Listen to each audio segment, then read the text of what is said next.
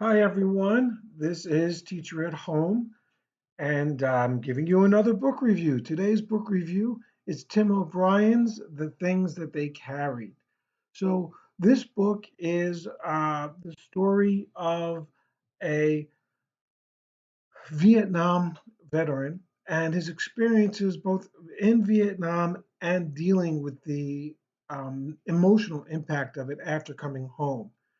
Now, to be quite honest, I was hesitant to read this book because I felt it was really going to be depressing, but it was not. And I found it enlightening. I found it, I don't want to say uplifting, but it was not this heavy thing that I had expected to be. I expected the experience of reading this to be one of kind of torturous understanding of somebody's, um, you know, tremendous challenges. But that's not what it was at all. In fact, it was kind of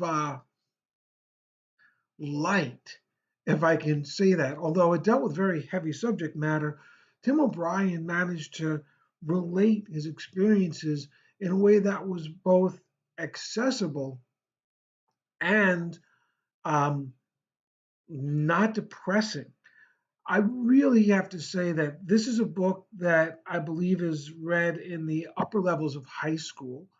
Um, there's nothing inappropriate in this book for parents to worry about, in my opinion.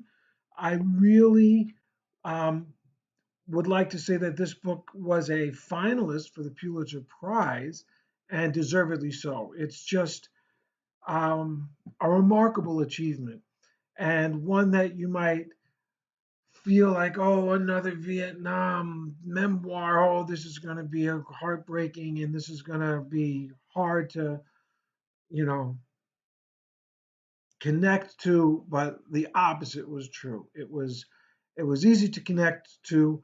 It was a great experience that I'm really happy to have read, um, and it gave me at one and the same time an appreciation for what people like Tim O'Brien went through, and on the other hand, it gave me a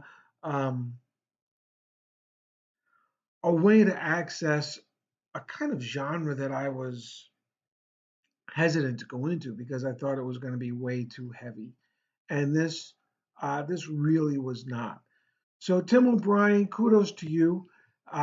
If you see your child reading the things they carried, do understand. Here's a different cover. Do understand that this might be um, a bridge to have a talk about war and the aftermath of war, and certainly Vietnam, because the younger generation, I'm not exactly sure how they view Vietnam, but certainly it was such an important conflict in the history of the United States, and has really left a tremendous amount of devastation in the behind, not only in the soldiers who went over, but also in the society as it comes to terms with the fact that these soldiers were not um, respected and treated with the the reverence and the honor that previous generations of soldiers had been treated. So very, very uh, important time in our history. And Tim O'Brien's look into the experience of one man is something that I think everyone will enjoy. So again, it was nominated as I think it was a finalist for a Pulitzer Prize. So really a fine piece of work. Tim O'Brien does a great job. So the things they carried, if it crosses your child's desk, recognize that it's a book about um, somebody who went to Vietnam and came out of it and then had to deal with what that meant for them. Not like, say, Born on the Fourth of July. Um, it really doesn't really get into the politics at all, which was one of the things that I really appreciated about this book. So, once again, this is Teacher at Home with a quick overview of Tim O'Brien's The Things They Carried. Um, it's an enjoyable piece of literature. I'm not exactly sure where this falls in the canon of high school literature. Um, because it's not world literature. It is a piece of American literature. And does it hold up? Is it the kind of book that might replace one of the classic pieces of American literature? I'm not sure. I believe that's up to the individual teacher to decide. But it is a modern novel that is appearing in classrooms across the country.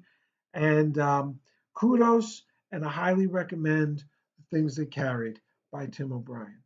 If you have any comments about this book, if you read it, if you have any comments about your experience with it, please feel free to like, share, and subscribe, comment in the posts. Again, this is Teacher at Home saying, make sure your kids get off the computer and do some reading, huh? And maybe you want to read a book or two with them. This book is a perfect example of a book that someone, um, maybe a father would really enjoy reading with his son, although I wouldn't limit it to any particular gender. Okay? Thanks again, and I will see you in the classroom.